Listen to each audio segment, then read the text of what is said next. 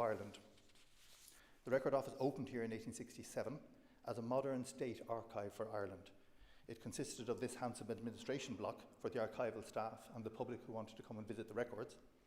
And separated by a fire break, the record treasury was to one side here with tall arched windows and a large glass roof. There, on over 100,000 square feet of metal shelving, 7 centuries of Ireland's historical records were carefully stored. For half a century, the staff arranged and repaired the records, they created the catalogues and made the contents of the record treasury available to the public. On the 30th of June 1922, in the opening engagement of the Irish Civil War, the record treasury and almost all the records in it were destroyed in the battle for the Four Courts. Now, while not to be compared with the loss of human life during those dreadful days, the destruction of the Public Record Office of Ireland was one of our great cultural tragedies. Ironically, the fire break designed to protect the records in case of accidental fire coming from this building actually protected the administration block where we are standing now. While it was badly damaged in the battle, it was eventually reopened by the Public Record Office, and later when they became the National Archives and moved to their current premises on Bishop Street, this premises became the Court of Appeal where we are today. So we're back where the staff of the PRI worked and where some of them actually lived up until 1922. Today is Thursday before Easter, Holy Thursday. It was on Holy Thursday in 1922 that the workers in the Record Office and throughout the Four Courts locked up their buildings for the bank holiday weekend. It was that same night that the anti-treaty garrison under the command of Rory O'Connor occupied the Four Courts, and it would be 10 long weeks before the political and military situation finally descended into open conflict on the 28th of June, and the ruin of the Four Courts and the Public Record Office 3 days later. So as I say, the venue and the date are both significant. Through the current decade of centenaries, many dramatic events are being commemorated, but of course the great majority of days in the past were not so dramatic. Most people spent most of their time getting on with ordinary life. And even within dramatic events such as the occupation of the Four Courts, much of the time was spent in mundane tasks. As someone once said, war is 98% boredom and 2% sheer terror. So this evening we want to present a portrait of life inside these railings in the years and the final weeks before the fighting. We'll hear from Zoe Reid of the National Archives about some of the personalities who worked here, and we're very pleased that descendants of Richard Tucker and Alfred Poulter, staff members and residents of this PRI building, were here from the 1860s. We're very pleased that they can join us this evening. You're most welcome. Later, I'll show some photographs of daily life in the Four Courts during the 10-week occupation. These images have been deposited with Kilmainham Jail Museum, and they've been deposited by descendants of the anti-treaty garrison, and we're really glad to welcome members of the Cooney O'Brien family here as well this evening. You're most welcome too. We'll also see short videos from Shona Gibson and Maeve Bradley from the Lear Academy of Performing Arts. They'll read extracts from memoirs of 1922. Shona will read from In Many Places, written by Claire Sheridan, and Maeve will read from Ernie O'Malley's book, The Singing Flame, which is included here tonight by kind permission of the publisher, Mercier Press. The Singing Flame is available in all good bookshops. I want to acknowledge the guidance of Cormac O'Malley, Ernie's son, in arranging this permission. But now I'm particularly pleased to introduce our first speaker, the Honourable Mr. Justice Donal O'Donnell, Chief Justice. Among his many responsibilities, the Chief Justice is Chair of the Board of the Court Service, and as head of their Commemorations Committee, he has an active role in their centenary planning. He'll speak to us this evening on the impact on the courts of the occupation. Chief Justice.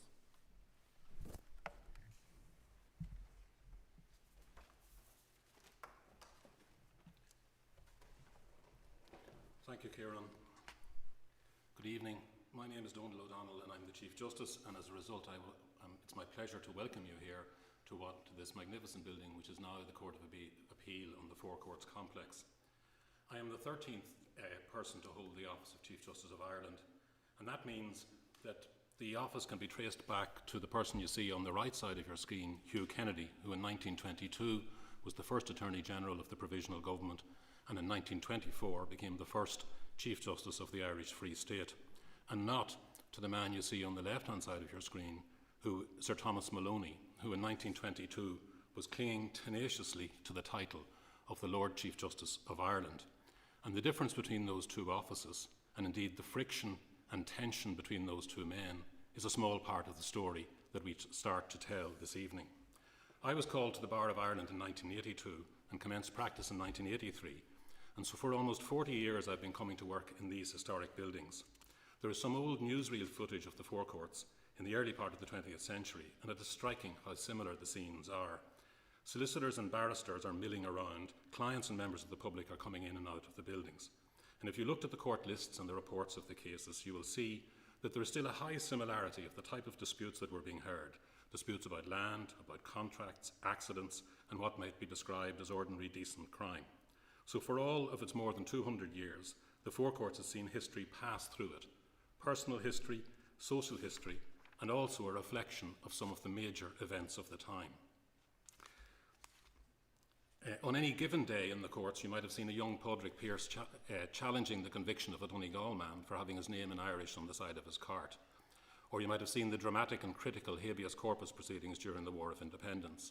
Or later, the Sinn Féin's fund case, which addressed the bitter dispute about the residue of funds contributed to the Sinn Féin cause during the War of Independence, and which, not incidentally, established the fundamental principles of the separation of powers. Or you could have seen cases about Ireland's membership of the European Community or the European Union, or indeed cases about the Sunningdale Agreement, the Anglo-Irish Agreement, or the Good Friday Agreement. A visitor might also have seen the many cases that attracted the attention of the young James Joyce and found a way into his later writings, or have glimpsed Samuel Beckett or Patrick Kavanagh on their memorable and not entirely pleasant encounters with the law. So history can always be seen passing through these buildings. But in the period commencing on the 14th of April 1922, and until the bombardment of the forecourts on the 28th of June 1922, which marked the commencement of the Civil War, history did not just pass through the buildings. In one sense, it lived here.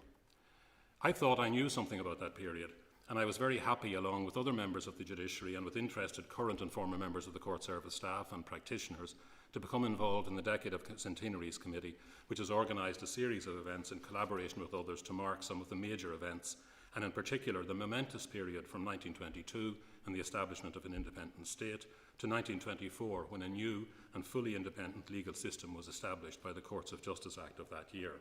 It's a fascinating period in and of itself, but it's also possible, by focusing on events within the legal system and within these buildings, to view from an interesting vantage point the events of that tragic and turbulent period when the foundations of the modern state were laid, tested at times almost to destruction, and ultimately, like the building itself, built upon and restored.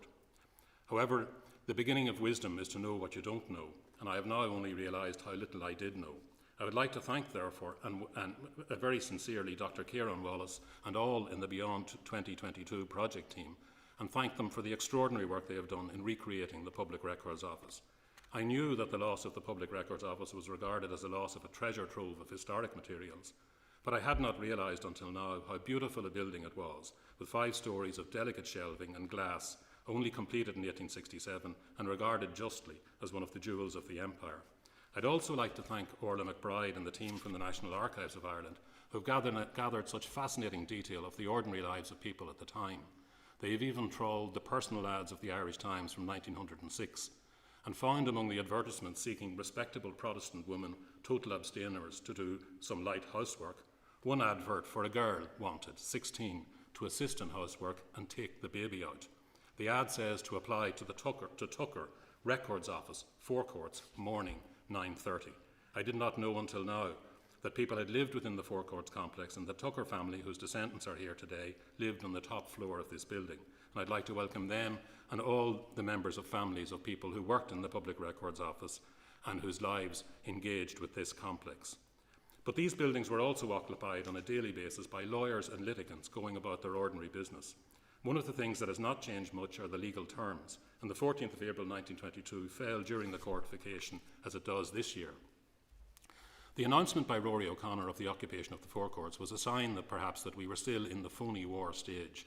There is almost something almost frivolous about it, in the barely threadbare excuse offered that the occupation of the Forecourts was merely because the premises that they had at Parnell Square was not sufficient to accommodate them. But there was a hard-edged message in the proclamation. It stated, the business of the courts would not be allowed to go on, but every care would be taken to preserve all documents, etc. Much has been written about the second promise made, but what about the first? What was the business of the courts which would not be allowed to go on from the 14th of April 1922? There were among the legal profession many who supported the War of Independence, and who became significant figures on both sides of the divide that was opening up. People like Hugh Kennedy, who was the Attorney General of the then Provisional Government, James Creed Meredith, who was then a King's Counsel but had been involved in the Howth gun running and had been a Dáil Court judge and was to become in 1924 a judge of the High Court and later the Supreme Court. Gavin Duffy, then a solicitor but later to become President of the High Court. Diarmuid Crowley, Conor Maguire and many others. But it's probably true to say they were in a minority within the legal system whose members tended to be older, more middle class and more reflective of an economy that was still dominated by the interest of the unionist community and the Catholic middle classes. The judiciary was perhaps even less representative in that the Irish Parliamentary Party had discouraged appointments to official positions. Judges tended to be either supporters of the Conservative or Liberal parties and ran from the die-hard unionists to Liberal Home Rulers, like indeed Lord Chief Justice Sir Thomas Maloney, who was a Catholic. Between the judges and the emerging new legal, there was considerable friction between the judges and the emerging new legal elite. And the source of this antagonism was the War of Independence and a series of controversial habeas corpus proceedings brought during that war, which sought to challenge the power of the military to exercise martial law. These were, in truth, in real terms, life and death cases, because the military tribunals imposed death sentences on the men that they captured. Those cases left an imprint on the people who acted in them and also in the judges who heard them.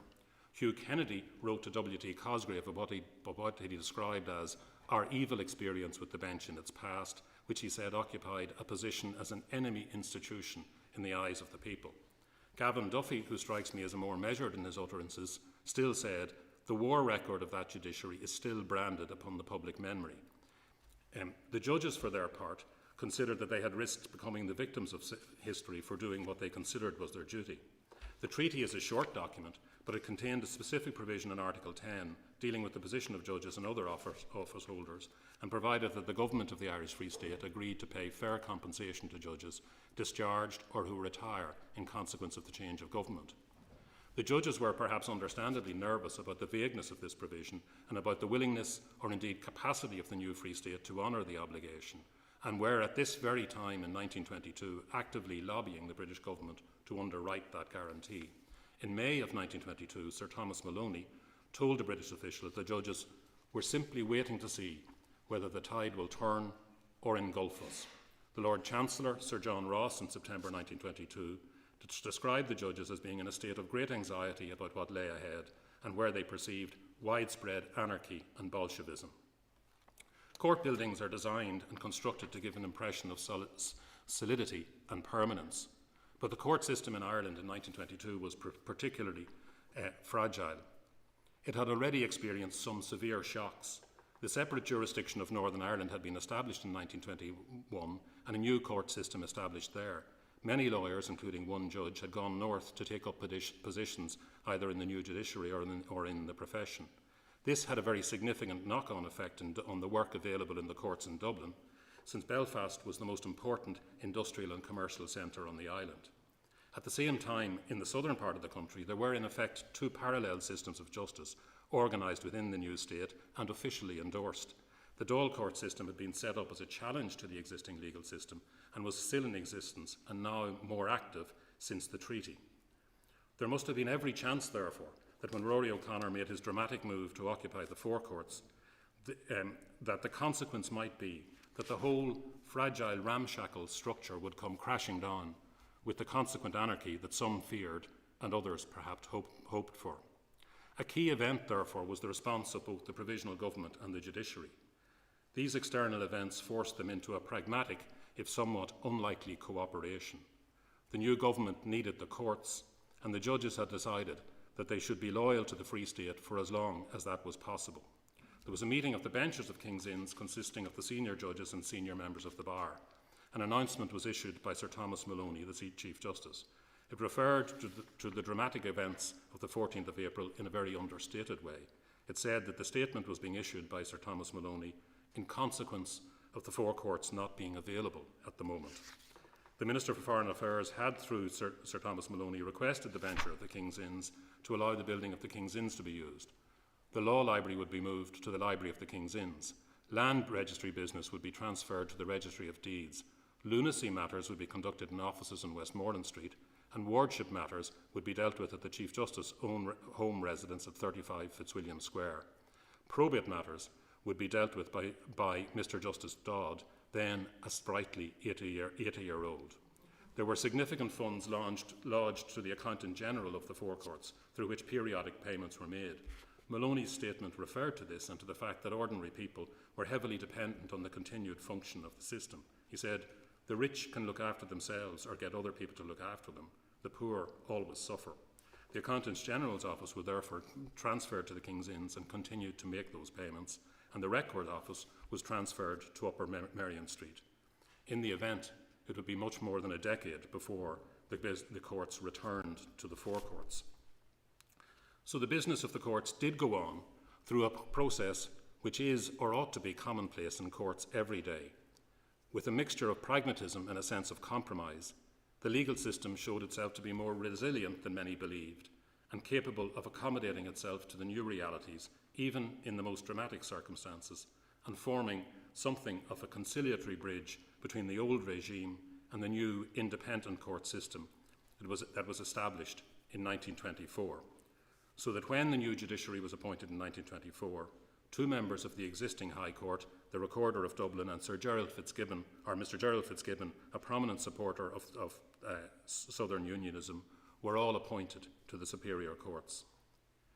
I hope that over the next 2 years we will take the time to tell some more of the fascinating story and in due course have an opportunity to celebrate the centenary of the establishment of a new Irish court system. But for now, I would like simply to introduce Dr. Zoe Reid, Keeper of Public Records and Collections in the National Archives. Thank you.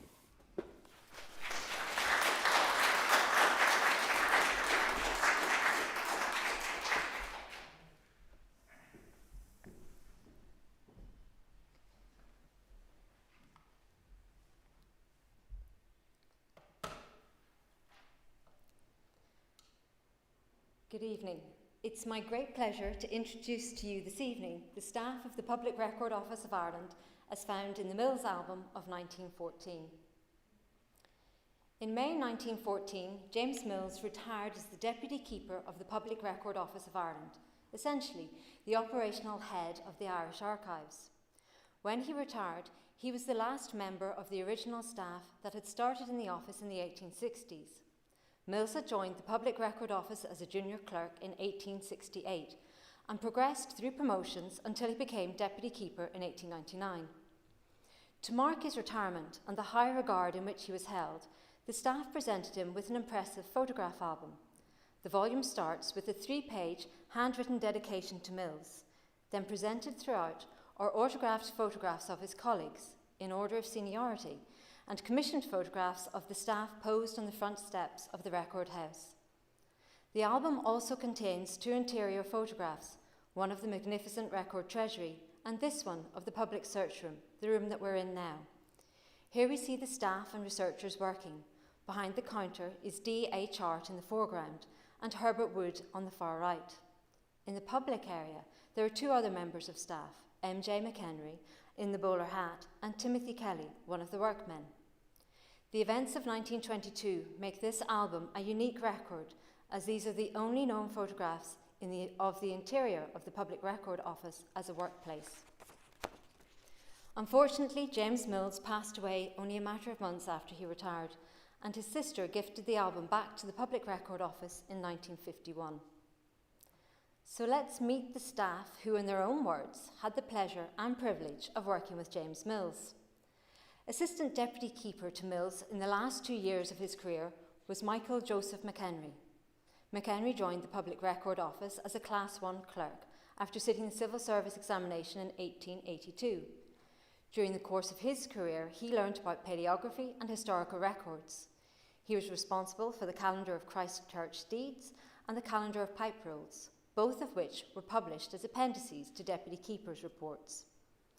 He succeeded James Mills as the Deputy Keeper and held this role until his retirement at the end of August 1921. McHenry is often overshadowed by the man who became his Assistant Deputy Keeper in 1914, Herbert Wood. Wood joined the Public Record Office in 1884 and was regarded as a genial and helpful archivist. Wood was perhaps ahead of his time, engaging in public talks on the PRO's collections and hosting visiting student groups to the Public Record Office. Over the course of his career, Wood published widely on Irish records. However, the most significant publication proved to be his Guide to the Records Deposited in the Public Record Office of Ireland.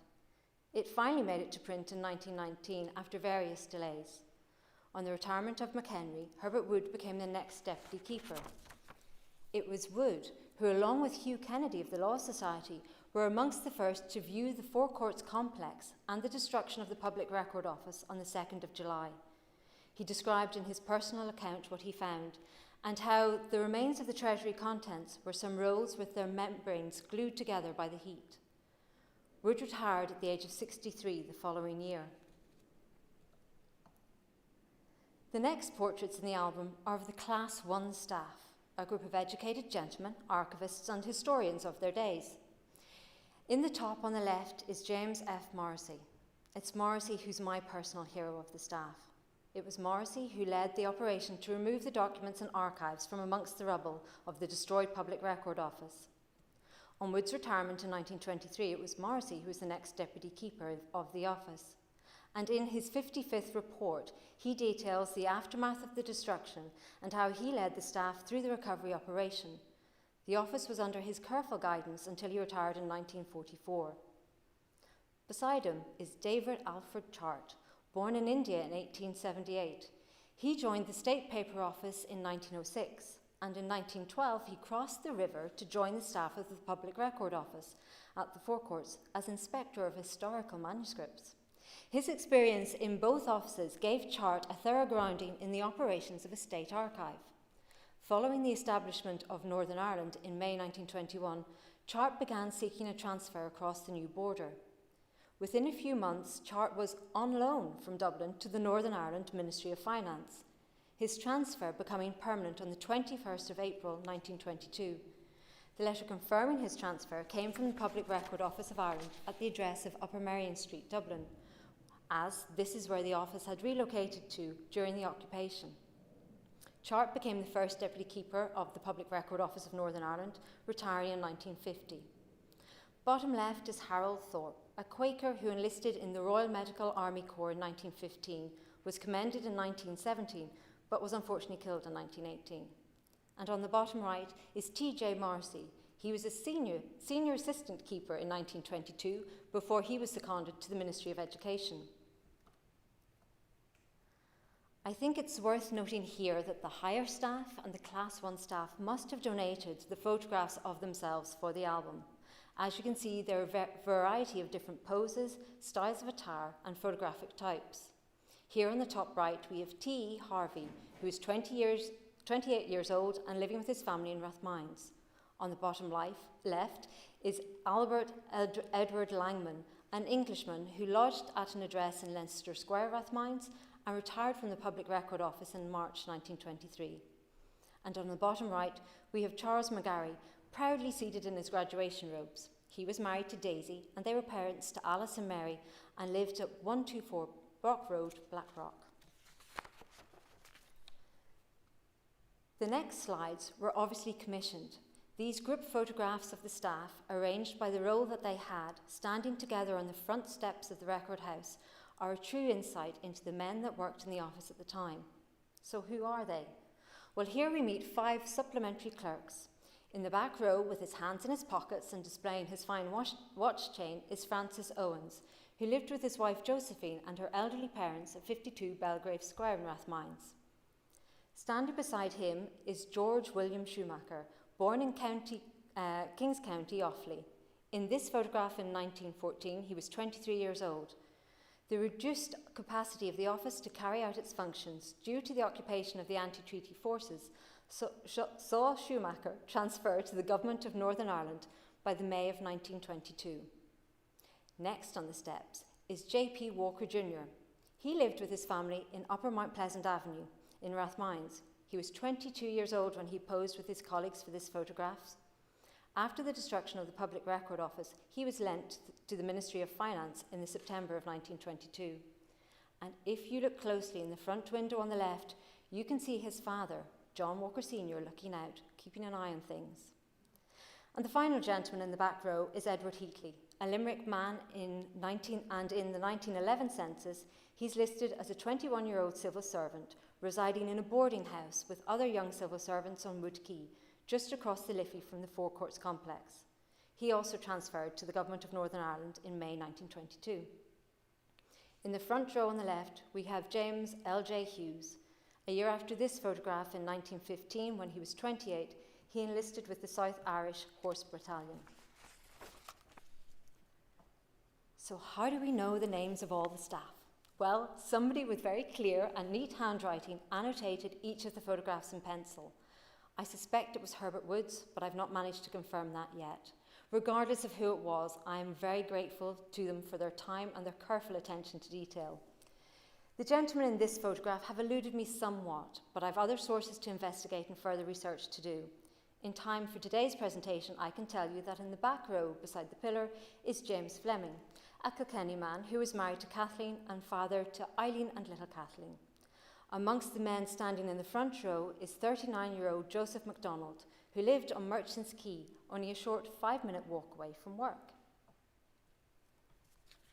This photograph of 12 men crowded onto the steps of the Record House is one of the many visual treasures of the album. John Walker Sr. leans on the railings now.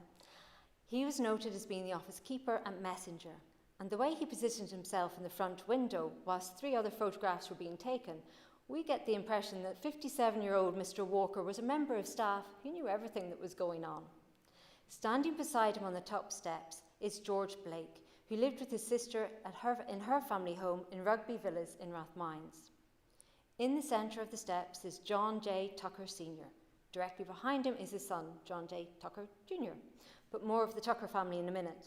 To the right of Mr. Tucker Sr. is William Blay. He was living in Rialto Cottages with his 2 sons and a daughter. In this photograph, he's 46 years old. And to the left of Mr. Tucker Sr. is Timothy Kelly, who wrote a poem at the bottom of his 1911 census form to note that his birthday was the following day, on the 3rd of April. He was turning 58.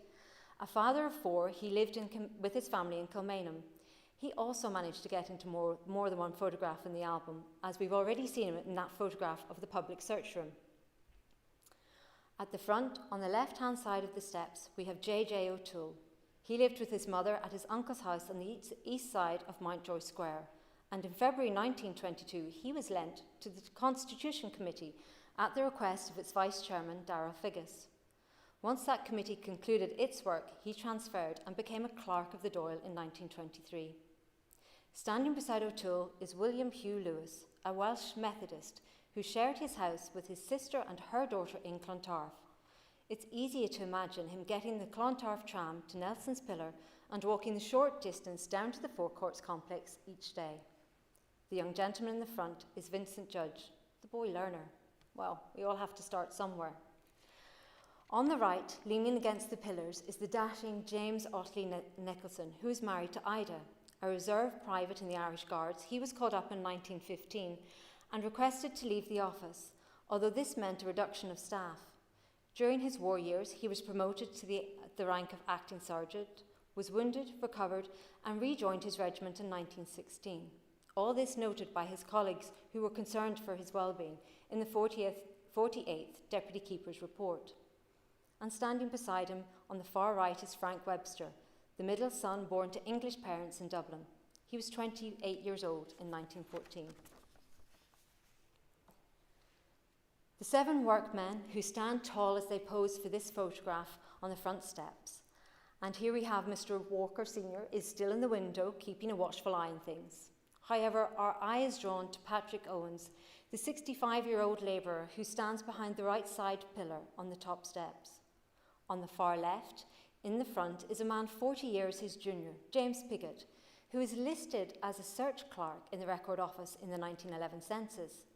Is he in the wrong group, perhaps, or did he just overstate the role in the office on his census form?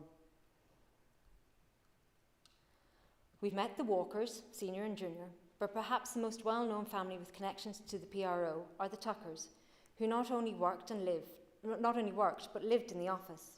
The Record House was home to 3 generations of the Tucker family. Richard Tucker was appointed Foreman of Works, Cleaner and Binder on the 6th of April 1868. Previously, he'd been a bookbinder with the Rolls Office, perhaps taught by his father, Thomas Tucker, a bookbinder who died in 1864.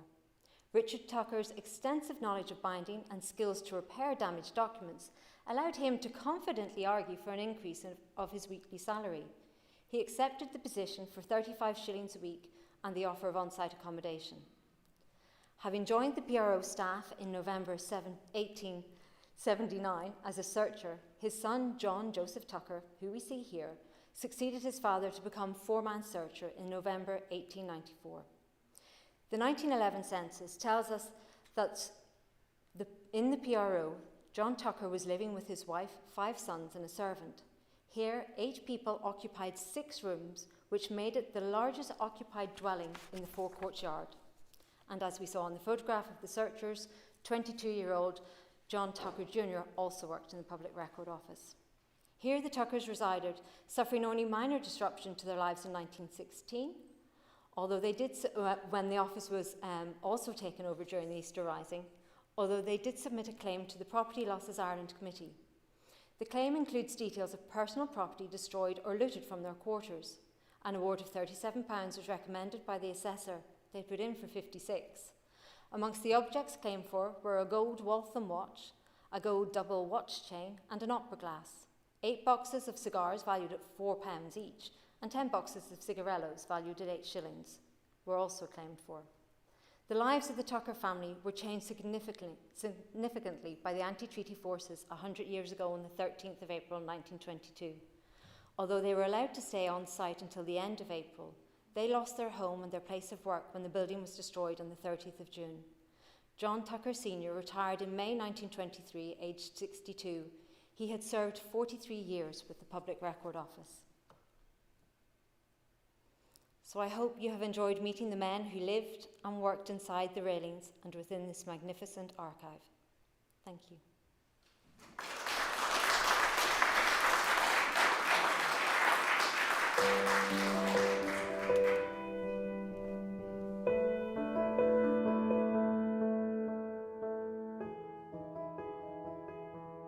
Revolutionary and writer Ernie O'Malley grew up in Dublin. While studying medicine at UCD, he joined the Irish Volunteers following the 1916 Rising. His distinguished military career spanned the War of Independence and Civil War. A skilled writer, his 2 memoirs of the conflict have become classics. The second volume, The Singing Flame, published in 1978, covers the period of the treaty and the Civil War. Here, Ernie describes the tension and excitement as an anti-treaty garrison occupied the forecourts and Public Records Office on Holy Thursday, 13th of April, 1922. And then, some weeks later, the anxious wait for the fighting to begin.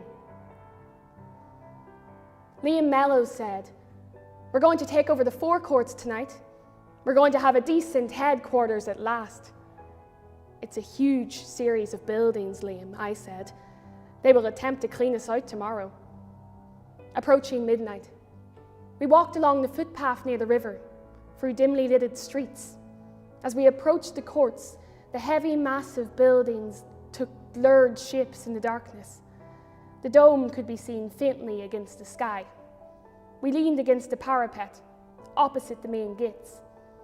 We approached the main gates. Some stooped down and gave others a back. They climbed over the railings and disappeared into the dark. "They're going to round up the police, I suppose," I said. Liam nodded his head. The heavy iron gates of the courts were open from the inside. Liam and I walked through. Inside the shadows loomed tall forms, the police, guarded by 5 youngsters. They were told to march outside and go home. They answered our good nights and crunched away. The sound of marching men. "What's that?" asked Liam. "I don't know," I replied. "The Tipperary men or the Staters?" We waited in the shadows. The marching feet swung in the gate. Forms carrying rifles appeared. They wore no uniform. The Tipperary men had arrived. Guards were posted inside the 3 entrance gates. We moved up and down in the dark, meeting members of our staff, trying to find our way with flash lamps and candles. We went astray in the dark. We got separated and shouted until we heard footsteps or voices. It was a huge area of buildings. I entered room after room on the second story. This will do, I thought, as I located a nice little suite of rooms. I pinned a sheet of paper to the door, office of the DO. I opened other doors. I found more suitable quarters. I pinned another sheet on the door. I went further, yet better offices. It was like being in a Hans Andersen fairy tale. I went downstairs to help put the position in a state of defence. Motor cars and lorries brought in sandbags and barbed wires. The building swallowed them up. "It's like putting a strawberry on a bull's mouth," said a Tipperary boy as he carried in a sandbag. The majority of windows were barricaded with heavy legal tomes, law books and weighed ledgers, and tin boxes filled with earth. From the flat roof, some of us watched the dawn over the city, lifting slowly across the river, creeping up with the gulls from the custom house. Shafts of light striking the shivering Liffey, a light breeze making little waves in relief. The light climbed up the houses, touched the sturdy Norman masses of Christ Church, moved over the slender spires of St. Patrick's Cathedral, and dropped onto the irregular squares and cones of Guinness's brewery. We looked down at the defences and laughed. The barristers and the gown notables from the inns of the court never dreamed that one day their heavy legal tomes might defy the law and stop a bullet. The record office was converted into a munitions factory. It was the most isolated building for that work. Lathes and motors were installed. Mine cases were made and filled with explosives manufactured in the building. Grenades were cast and filled.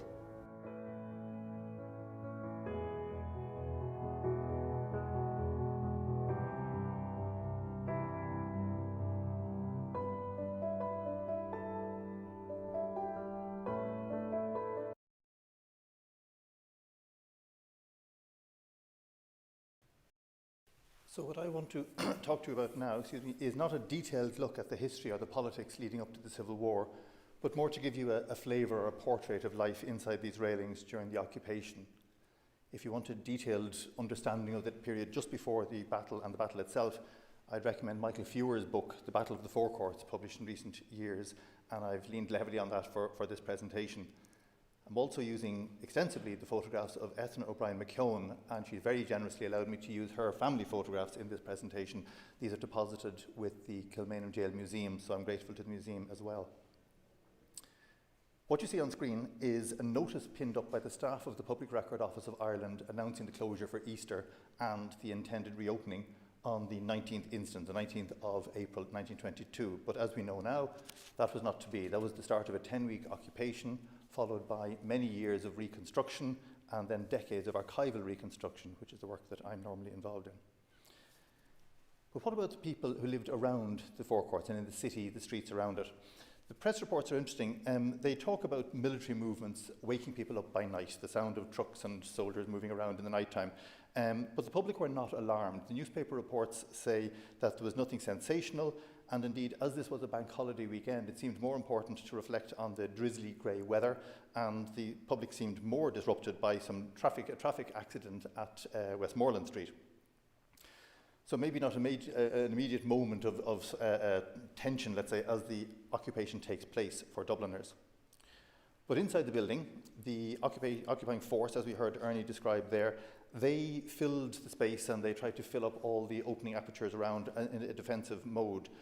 I think, I'm not certain, but I think that this image must come from Easter Sunday. Occupying the Four Courts was a reenactment, if you like, of Easter 1916, where the building had been occupied on Easter, and here we were again in Easter 1922.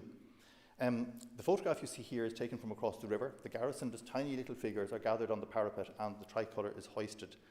In the inset, I've tried to show you, if you see in the inset photograph, people are saluting, and on the far left, the tiny little blurred figure against the base of the dome, I think is a photographer taking this photograph. So he's taking this photograph now along the river, and what you're looking at is the anti-treaty garrison lined up saluting, And in the centre of the photograph is one of the statues facing out on the river, and behind the statue is the flag waiting to unfurl, and you can see the cord being ready to pull the flag up. So they had successfully occupied the building, and I'm imagining that this was happening on Easter Sunday morning. I think that seems logical. But what goes on inside the court? So this inside the forecourt complex, what's happening inside? There's a number of these photographs. They really are super photographs, giving a sense of the guys and some of the women involved in the occupation. And this could look at first glance like any group of workers in a works, it could be in a miller's yard, until you see the gun in the hand of the chap in the centre of the photograph. In the occupation period, the anti-treaty garrison renamed, for their own purposes, military purposes, some of the buildings in the complex. So they had, for instance, a headquarters block to the rear of the premises, and the Public Record Office, which was to the left, slightly isolated, was renamed as the Munitions Block. And this is where they, because of the very good natural light with the large glass ceiling and those tall arched windows, this is where they made their munitions. They packed mines and packed grenades, very sensitive work requiring lots of light. Unfortunately, very early on in the occupation, one of the volunteers, Seamus Donovan, had his hand blown off while working with munitions. So these risks are built into military operations. Two other unfortunate accidents happened. One on 15th of April, volunteer Dunn was shot in the stomach. I haven't been able to find out if he survived. I can't find his death recorded, but he seems to have survived the stomach wound, which is quite rare. But his colleague, Thomas O'Brien, was shot in the chest in May, and he died of his wounds. Both accidental shootings where a colleague or a comrade had pulled a trigger not realising that a rifle was loaded. So these, as I say, these are the unfortunate things that happen in all military barracks, I think.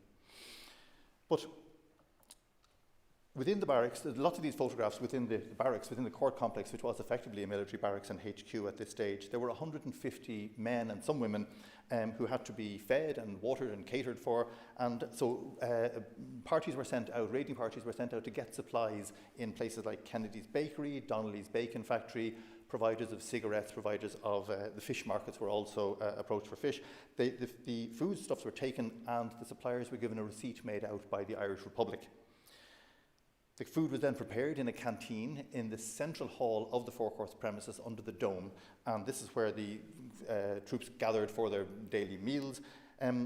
The women working in the forecourts in the occupation period, mainly working on clerical tasks, some working on first aid and medical tasks, they tended to go outside for their lunch, and I think they probably knew best because many of the memoirs refer to the poor quality of the cooking in the canteen, particularly at the start. So in the forecourts, it wasn't just the garrison, there was also the anti-treaty executive. So this is the sort of the senior branch, the political branch of the anti-treaty wing of the Sinn Féin movement. And here you had administrators doing what administrators have to do, these offices that were being occupied. And in this image here, we see, this is an excellent photograph of Dennis O'Brien, and he's sitting in one of those Hans Andersen offices that were seized. He worked for the communications office of the anti-treaty side, and so he would have been producing these famous proclamations that were dated the 6th year of the Republic. So they were counting the proclamations from 1916, and 22 was the 6th year of the 1916 Republic. Dennis O'Brien's the father of Ethna O'Brien McKeown. The garrison members could leave the premises on their time off. So this is a long 10-week occupation. It's not always at guns drawn, if you like. They could leave the premises, and they went to places like Barry's Hotel and the Plaza Hotel on Gardiner Row, where they met up with their pro-treaty former comrades, and they would drink together and argue and discuss the terms of the treaty late into the night, and then return to their respective garrisons. To pass in and out of the barricades, of course, you needed to have a military pass. This is a military operation. And this example of this pass here from the Kilmainham Jail Museum is signed by Barrack Adjutant Sean Lamass. And I think Lamass must have had a wry smile when he chose to endorse these passes with the official seal and stamp of the High Court of Justice in Southern Ireland to validate these Republican passes going out on their break. The forecourts is a very large complex. And the yards within the complex were used for cars, for lorries, for all the equipment and supplies that a modern army would require. And Ernie O'Malley, who managed to secure a Free State armoured car and brought it back into the forecourts, that was a great point of excitement and a great point of pride. And they relabeled this car the Mutineer. Now, in this photograph, we're seeing it before the Mutineer is painted on it, or else it's painted on the far side. But the men were obviously and cleanly, naturally delighted to be seen photographed with this great sort of trophy piece, if you like. So this photograph shows some of the anti-treaty men sitting, I think possibly outside of the Public Record Office, but they're sitting on the Mutineer. But compare that to this photograph here, which, because of a very simple annotation saying Uncle Paddy and Daddy, it transforms, for me anyway, how you relate to this photograph. And we think all the commemorations that we're looking at in the past 10 years and for the next couple of months, they're all national and state and regional commemorations, but of course for many families they're very personal. And these men are fathers, uncles, brothers, grandfathers on both sides. So I'm very grateful to Mrs. O'Brien McKeown for allowing me to use this particular image. Also within the complex were some women who worked mainly in clerical tasks and, as I say, in first aid and in medical tasks. Amongst them is Maura Comerford. She's a Common Man activist and a journalist. I'm very grateful to Hilary Dully for allowing me to use this particular image. Maura was secretary at one stage in her career to Alice Stopford Green, and Alice Stopford Green was a famous nationalist historian who would have worked in the Public Record Office for her research. And I like to think that maybe Maura, as her secretary at some stage, might have come with her or served or sort of taken notes in the Public Record Office herself, and then she returns to it as part of the occupying garrison.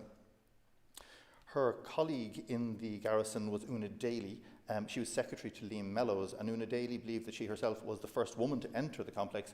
She reported in her memoirs that the women did not live in, that they went home in the evening times, so it may be that's why that so few of the women were remaining on the premises when the battle actually began. The photo on the right is of Sean Lamass and his commanding officer, Commander Paddy O'Brien.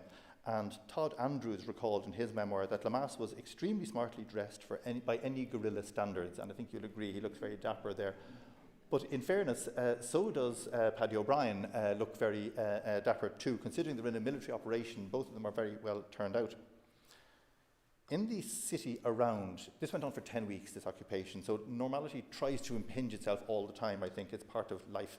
So the Four Courts Hotel, which is effectively cheek by jowl built into the Four Courts complex, reopened for business on the 2nd of May, and more amazingly, people booked in. We know that because they were chucked out again when the battle started. And at the same time, there was a fundraiser for the Fianna Éireann, the Republican Boy Scouts movement, and they held an all-night ceilidh in Shelbourne Park, where they appealed to supporters of both the pro and anti-treaty side. So the Four Courts garrison were appealed to, and the Beggars Bush garrison. So Beggars Bush was the headquarters of the pro-treaty Free State forces to turn up and help with this fundraiser. Other examples of life pursuing as normal, the tram company redirected some of its tram lines up Capel Street to bring the barristers and solicitors and judges to the King's Inns, and they were very grateful to get that because the lines didn't normally serve those temporary offices. Commemoration is not anything new, and commemorative activity is very important in Irish politics and in Irish history, basically. And every summer, for many through the 19th century and into the 20th century, the commemoration at Bodenstown marked the birth of Wolfe Tone, the father of Irish republicanism and leader of the 1798 rebellion. In 1922, the split in the Civil War meant there were two different groups went to two different pilgrimages to Bodenstown, if you like. And we know that a fleet of cars and vehicles went out from the Four Courts, went to Bodenstown and had their own ceremony and returned. When they returned, they had this concert in the lecture hall here in the Four Courts, and it was by invitation only.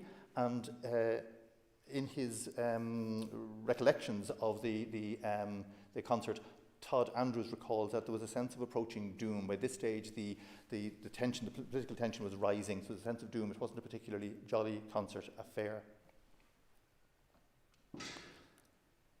I think of this slide as being kind of watching and waiting. Here we see Joe McHenry on the roof of the Four Courts. Below him, one of the last images of the Public Record Office. So he's standing high on the roof, on the parapet, and you see behind him the arched windows of the Record Office there. To his right is Sean Nolan, and again, Commandant Paddy O'Brien. Paddy O'Brien had served in 1916. He was in the War of Independence. He then, the battle that was about to ensue here, he received a head wound and was taken to hospital after the surrender. He slipped away from hospital, joined Ernie O'Malley, and they headed south to Wexford, and he was involved in the battle in Enniscorthy, where he was fatally shot on the 11th of July. He was only 24. So it's hard for us to appreciate the lives that these men and women had at that time in that generation. So looping back around nearly to the start again, the citizens of Dublin are awoken again by midnight military manoeuvres, as this time the Free State troops, the National Army troops, move into position around the forecourts, and they position their guns and their artillery pieces in the streets. These laneways here you see in this image are Hammond Lane and the lanes off it leading towards the Smithfield side of the courts. I think this might be the last photograph taken of the forecourts and the Record Office before the battle began. The Daily Mirror in Britain sent over reporters to report on the rising tension in Ireland. One of them had the clever idea to hire an aircraft to fly up over the city and take photographs of the occupied place here. By the time this photograph was published on the 1st of July, both the forecourts and the Public Record Office lay in ruins. You're about to hear a recording of a reading from Claire Consuelo Sheridan's memoir, where she went into the forecourts in 1922 to interview Rory O'Connor on the 27th of June. I like to think that perhaps while she was waiting to see the general, that aircraft was buzzing overhead. Thank you very much.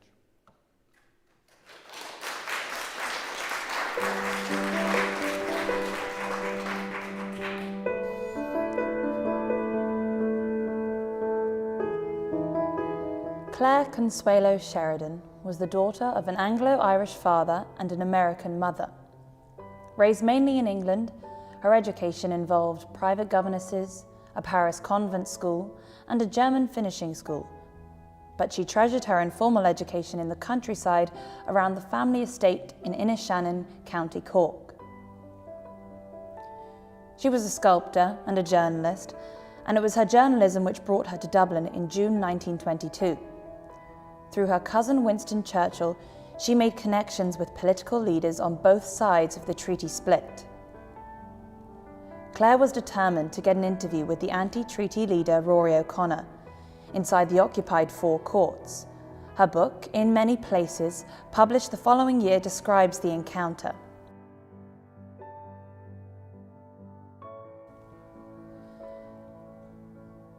If I wanted to get into the four courts and see Rory, there was not much time to lose. Accordingly, I went to the Republican headquarters and flourished my New York World credentials. I pointed out that it was not possible to write articles on the Irish situation if one had only heard the Free State side. I insisted it was enormously important that I get into the law courts. Accordingly, they looked up Sir John Ross, Lord Chancellor of Ireland, in the telephone book and got Rory. He answered vaguely that if I came down to the gate in about an hour, he might be able to see me.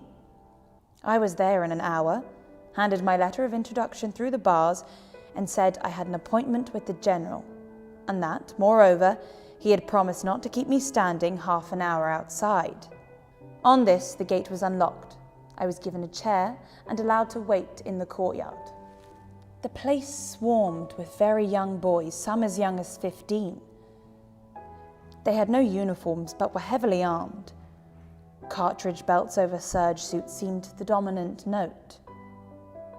Rifles were clicked and rattled while everyone laughed and joked and made merry. I could not help thinking how many boys in England would love to be trusted with a gun, who perhaps would be more careful.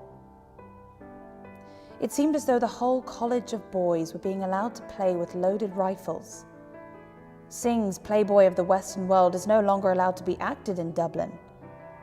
The Irish have grown super sensitive, but here they were, armies of playboys, playing with fire, the real playboys of the Western world. After a long wait, I was led across two courtyards full of lorries and armoured cars, one inscribed in big white letters, the Mutineer. In the heart of a building, we climbed a wide stone stair. Through an office in which were men and women at desks, we passed into an inner office. There I was, left alone with Rory O'Connor, who placed a chair for me facing the glass panel of the door. We were easily watched. On the table next to me was a big revolver. I kept wondering if it were loaded. Next to him was still a bigger one. All the time we talked, he played abstractedly with the revolver bullets, arranging them in military formations. He talked in a very deep voice and very slowly and deliberately. Now and then he would look up from his regiment of bullets with a smile so sad it seemed full of foreboding. He was typically the Irish patriot, thin and ascetic, his white face sunken, revealing the bone formation, his eyes a deep set. He was clean-shaven and dressed plainly in dark clothes.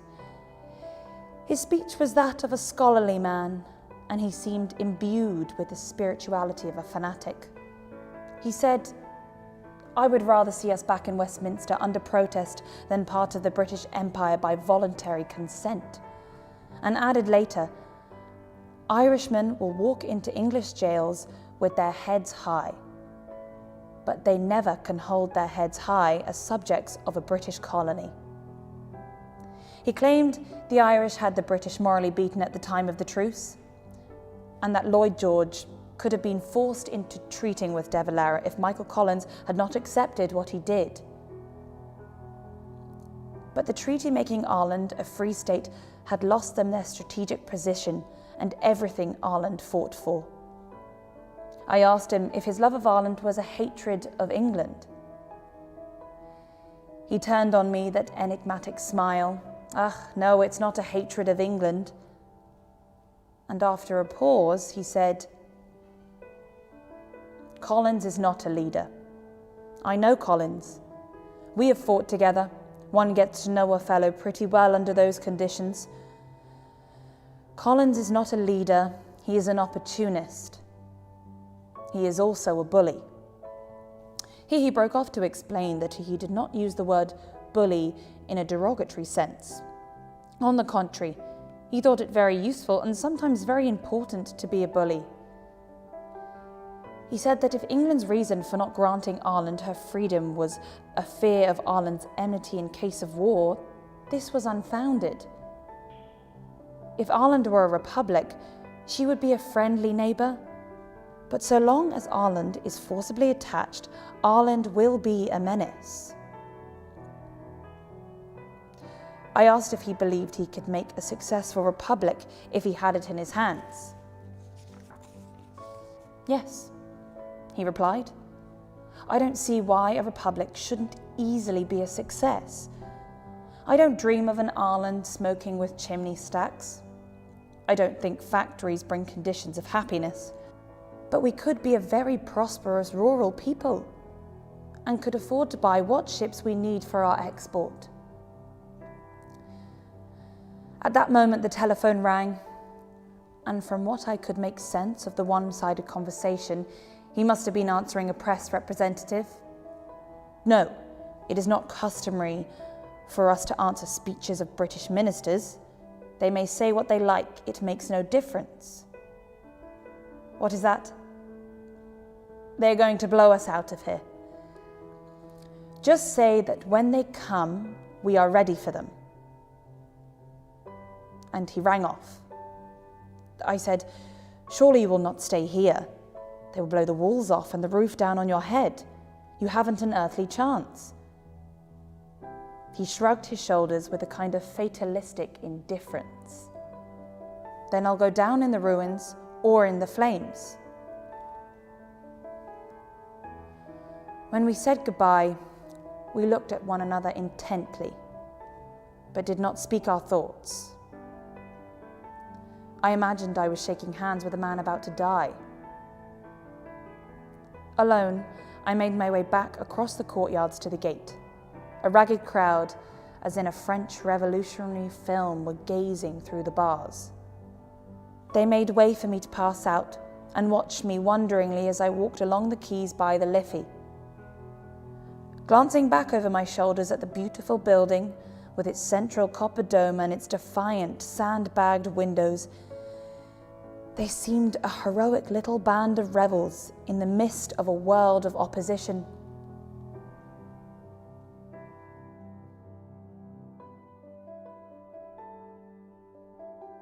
Wednesday, 27th of June, 1922. Not until 10 o'clock at night did rumours of attack become definite. We were told by a Franciscan friar from Church Street that the Four Courts would be attacked after midnight. Trenches were dug inside the heavy gates. Our engineers brought out mines and began to dig up the paved blocks of the streets near the Liffey. Inside the Four Courts, men moved barbed wires, cleaned and checked ammunition, fitted rifle slings, cleaned rifles, automatics and machine guns, and laid out spare parts. Captain Paddy O'Brien saw that the officers rechecked the ammunition. Dr. Jim Ryan arrived with nurses and a group of Cunningham girls to help him. A temporary hospital was fitted on the ground floor of the headquarters block. Across the river in the darkness, men were moving into position. We could see the dark shadows advancing. Armed cars purred their gentle throttles. Heavier Lancia drove up and down. Their troops entered the Four Courts Hotel and adjoining buildings, which fronted parts of the courts. They opened the Bridewell gates, opposite the headquarters block, across the street, and marched in. Our position was being slowly surrounded. "I wonder will they use artillery," said Joe McKelvey, as if talking to himself. "They have no artillery," said Pater O'Donnell. "The British might lend them some." At 3:40 a.m, a soldier handed a message to a guard at the main gate. It was an ultimatum: evacuate the Four Courts by 4 a.m, or the building would be taken by force. Underneath the dome, the garrison had gathered. A Franciscan, Father Albert, in his brown habit, the hood over his head, his feet sandaled, spoke to us. "I'm going to give you general absolution, boys." He looks like the St. Francis of my imagination, I was thinking as I looked at him. We all knelt down. Some of the men gripped their rifles instead of joining their hands. Others held their revolvers. We were dedicating our weapons as well as our lives. He then made a sign of a cross over us. "Say an act of contrition now." The disjointed murmurs of voices. "Oh my God, I am heartily sorry for having offended thee." Then the priest pronounced the absolution. "Ego te absolvo." I looked at my watch nervously. The minutes were slow in coming. Would artillery fire shake my knees in confidence? And would I disgrace my section? "Time's up," said Rory, and as he spoke, a machine gun from outside echoed across the night.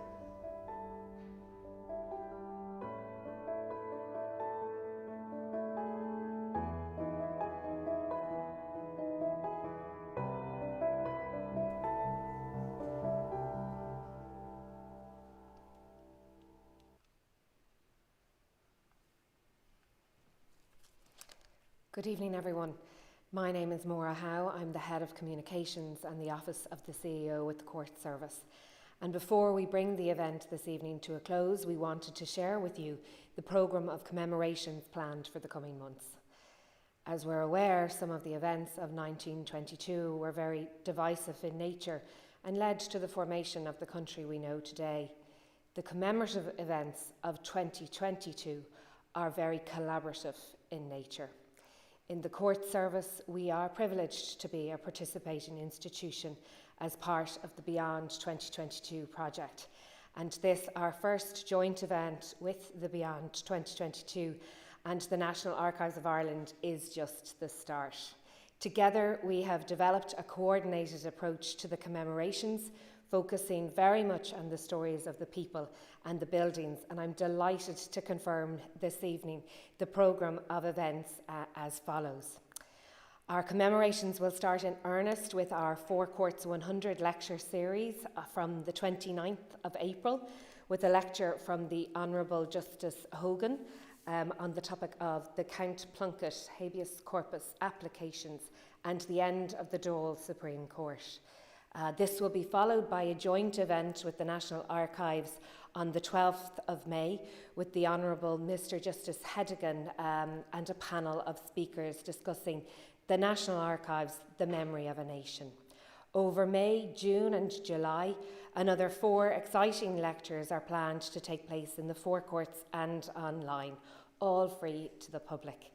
Beyond 2022 are hosting further free public online events in the lead up to the launch of the virtual record treasury. The next will be on Wednesday, the 4th of May 2022 from 7 p.m. Archives and Memory, North and South, presented by the Public Record Office of Northern Ireland with Beyond 2022 and the National Archives of Ireland. Conservation and Conversation, Unlocking the Past, Preserving the Future will be presented by the National Archives UK and the National Archives of Ireland and the Public Record Office of Northern Ireland on Tuesday the 26th, starting at 7 p.m. Our photographic exhibition, Forecourts 1922 Before and After, by Michael Fuhrer, will open to the public from the evening of the 24th of June. And Michael will be speaking about his exhibition and will be joined by Kieran O'Connor, the State Architect, and Katrina Crowe, formerly of the National Archives of Ireland, to share with us insights on the story of the building. The exhibition will be open to the public and free of charge over the summer months. This will start a week-long programme of commemorations, followed by the much anticipated Beyond 2022 launch of the virtual record treasury on the 27th of June, and the opening of the National Archives of Ireland exhibition with the Irish Architectural Archive on the 30th of June. We will be welcoming members of the public to join 3 Saturdays of guided tours through the forecourts and around the photographic exhibition on the 25th of June, the 2nd and 9th of July, all free tours. For those who would prefer a self-directed tour this year, we are introducing an interactive app that you can follow from the comfort of your own home, or you can watch on your phone as you walk around the forecourts and through to the exhibition yourself. And that app will be available from June 2022 at all usual app stores. We are also running a school arts competition from now until the end of the summer term, and our dedicated Twitter account at Forecourts100 went live today. All information is available on courts.ie/4-courts-100. And Beyond 2022, kindly advise that if you would like further details on their events, to register and follow them on Twitter at Virtual Treasury. We hope through our commemorations to open the courts up to the members of the public as best we can, and to give you a sneak preview of what to expect from our commemorations and our app. We will finish this evening with our Forecourts 100 video. But before I do that, I would just like to thank everyone involved with this evening's event, starting of course with Dr. Kieran Wallace and the Beyond 2022 project, the Long Room Hub in Trinity and the Lear Academy, as well as Orla McBride, Zoe Reid and the National Archives of Ireland, as well as Staunton Media, who are broadcasting the event today. We are very fortunate to have a strong and dedicated Courts Decade of Centenary Commemoration Committee behind our programme of activities, and I would like to thank the committee for their support and their work. The committee is sponsored by our Chief Justice, Donal O'Donnell, and led by our CEO of the Court Service, Angela Denning, comprising members right across the judiciary from all jurisdictions, Court Service staff present and retired. And the committee and all our commemorations planning have received excellent support from Kieran O'Connor and Rosemary Collier in the OPW, the Department of Justice, and also our own court service teams across IT, estates management, and the team here in the Court of Appeal. Finally, I would like to say a very big thank you to our communications and media team in the court service, without whom none of these commemorations would happen. So I would like to finish by saying Banachtain na Cóisce, a give goléir, bíag saoirse sána, síocánta a give goléir, an deire seachtain seo, gur raibh maith agat. In 1784, a decision was made to move Ireland's four main courts to a new location in what is now the Four Courts. Designed by James Gandon, the building included a central block flanked by adjoining wings. The centrepiece was the distinctive drum and dome that makes such a striking impression on Dublin's skyline today. One of the most momentous events in the history of the Four Courts is the part it played in Ireland's Civil War. Following the signing of the Anglo-Irish Treaty with Great Britain in December 1921, Ireland was cast into turmoil between those for and against the agreement.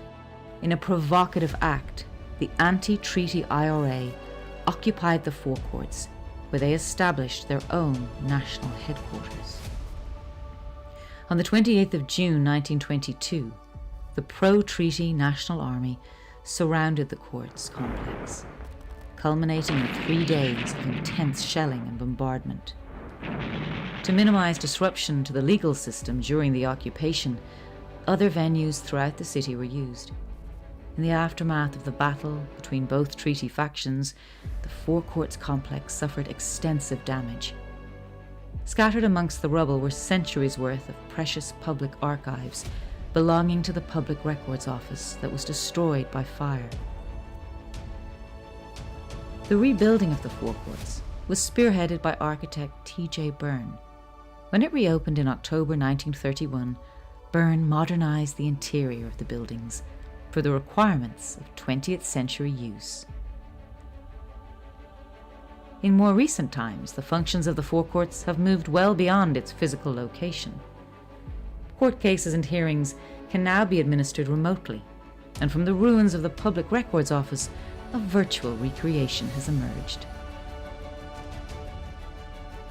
Now with this app, you can explore the events that have shaped one of Ireland's national landmarks, a place that has evolved and re-emerged for over 200 years.